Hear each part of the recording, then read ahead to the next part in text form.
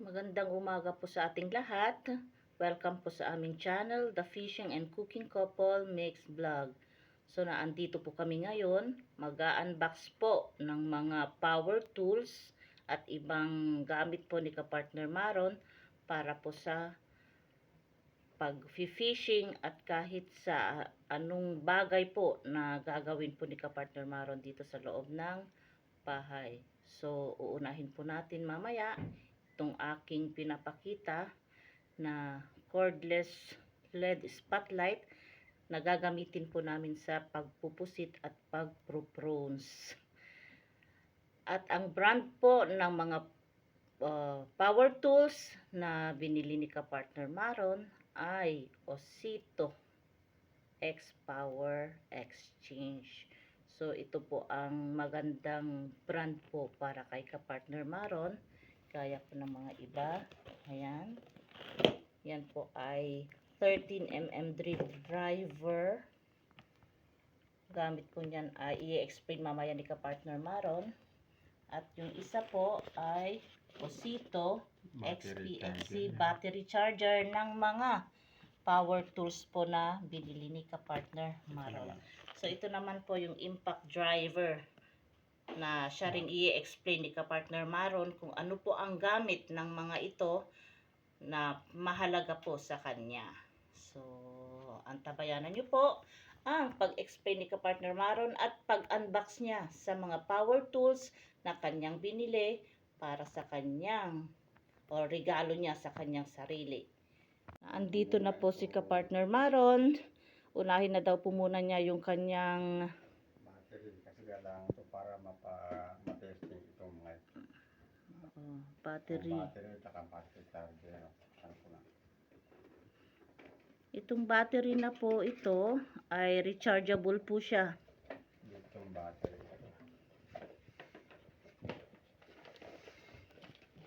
Ito yung charger niya.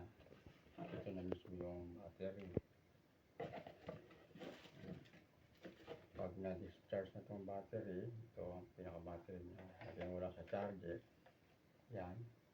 I-plug mo sa outlet, makakarga na. So, rechargeable po ang battery ng ating mga power tools. Pero ito, charge pa ito eh. Saan natin. Okay. Yan. So, yan po yung battery pack at charger. battery pack and charger.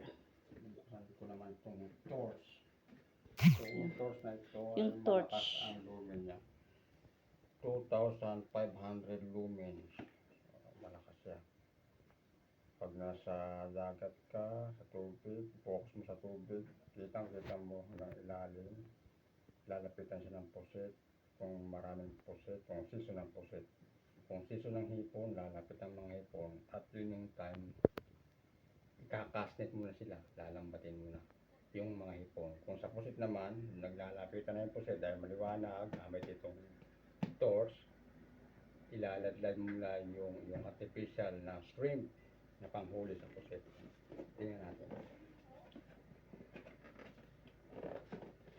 Artificial bait po ng fishing rod para sa pusit.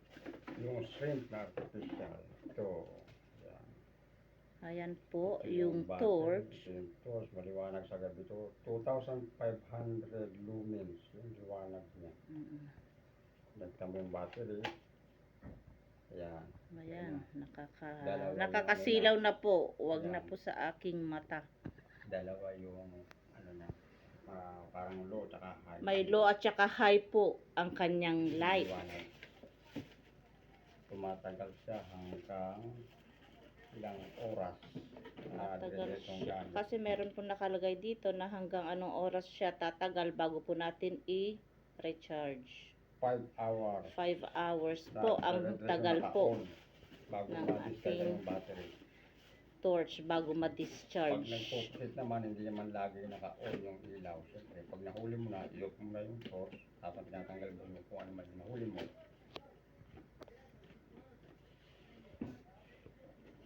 Ito naman yung Driller. Driller. Yan. Yan. portable drill. Yan.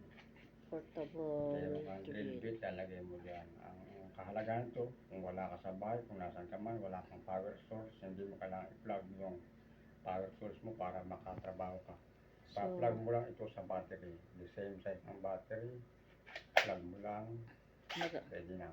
Meron siyang dalawang control, pwedeng paluwag, pwedeng pahigpit. Yan. Meron siyang speed limiter, pataas. Kung gusto mo high speed, pwede.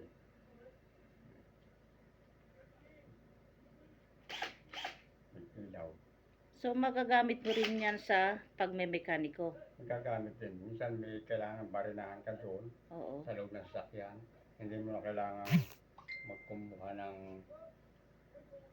drill na isasaksak mo sa outlet. Kung nasa loob ng sasakyan, pwede doon mismo makapag-ano ka na. Makapagkawa ka Sa na. hindi po nakakaalam, si kapartner po ay auto technician, kaya kitang-kita po natin sa kanyang mga kuko na kagagaling lang po niya sa trabaho. Nag-overtime, kaya yung kanyang kuko ay may mga dumi pa rin. Pero yung dumi na yan ay pera na. Di ba kapartner? Pag dumumi ang kamay mo. Kapag gumawa ka dumumi ng ang pera. kamay mo, nakagawa ka na ng pera.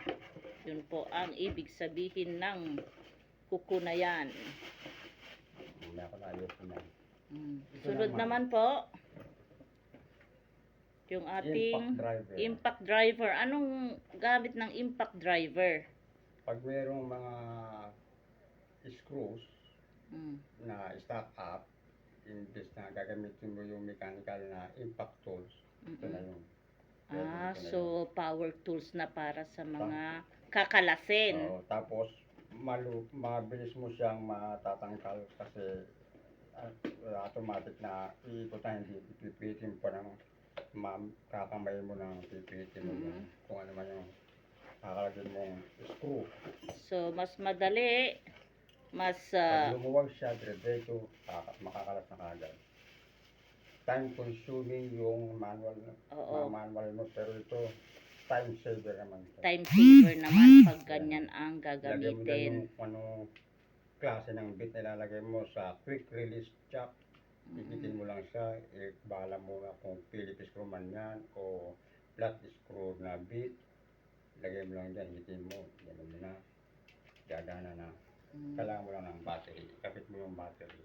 So time consuming yung manual na ginagamit, yan naman po ay time Pag naluwagan mo saver. yung Phillips na screw kung ano man, yung kalas na kaagad, isang ganun mo lang, kalas na kaagad. Patingin nga sa front view niya.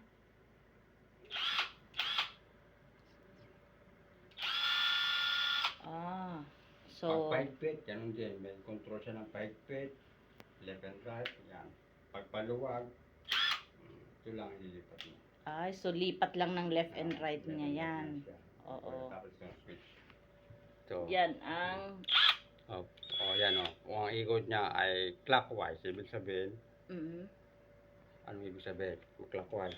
clockwise, pa-clockwise siya. Pag clockwise siya, ang ikot niya sa power tools ay clockwise. Pahigpit. Sa kabila, luluwag naman yun. Kasi reverse yan. Reversible Pag ganun, yan. hindi. Clockwise ang ikot dito, pero yung effect niya, counterclockwise, paluwag siya. Pag ginanya mo siya at umikot siya dito ng counterclockwise, ang effect niya naman din Clockwise. ay clockwise, hihigpit. Oo. So maganda po itong mga power tools na to na mabibili para in case po na may kailangang gawin, meron na pong naka-ready na kukunin. Rechargeable naman pagka medyo mahinang na siya. Kakalasin lang po yung battery at i-recharge po natin doon sa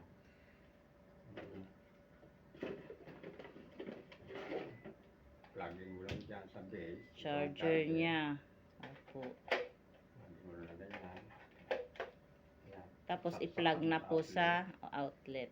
Yan po ang gamit ng charger. So, kailangan din po, meron po tayong separate na bilhin na charger kasi pag bumili po tayo ng ating power tools, hindi po kasali ang charger. So, bumili po si ka-partner Maron ng charger para So, magamit po. bibili tayo ng dalawang battery kasi sa mga power tools, bibili pa ako ng iba-ibang klaseng power tools. Oo. May extra So, may extra tayo na spare na battery Kasi para sa Jimmy, ibang bibilhin pa. sa torch, Mm. gagamitin natin ng battery. Mm. Switch welding tayo o shrink. Mas maganda rin na meron tayong Mayroong spare reserva, na may spare na battery. battery. Bibili pa ako ng isang ganito. Mm. Kasi very useful. Very useful po talaga itong mga power tools na Kung ano man yung binili ni ginagawa mo, ka-partner. madali mo matatapos dahil kompleto ka sa power tools gamit. Pero po, marami pa akong dapat bilhin sa magagamit ko naman in the future. Mm. Gagamit ko. Lalo na po pag kami po ay nag for good na dyan sa Pilipinas, kailangan pong meron na siyang mabili ng mga power tools niya kasi pag dyan po sa ating O yung bansa, mahal po ang ganito dyan. So, namimili na po si ka-partner Maron ng mga power tools niya na iuuwi sa Pilipinas.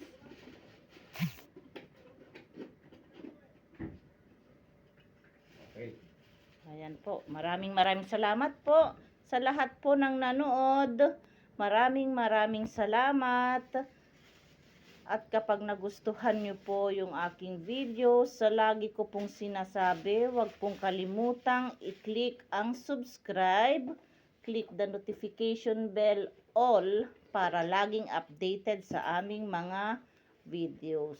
So, paki-like na rin po, comment at paki-share para mapanood po ng ating mga kababayan at maka-subscribe din po sila. Maraming salamat. Magandang umaga po sa ating lahat. So, sana ipagpalain po tayo lagi ng ating Poong May Kapal. So, hanggang sa susunod na video, maraming salamat. Magandang umaga po sa ating lahat. Bye-bye. Bye!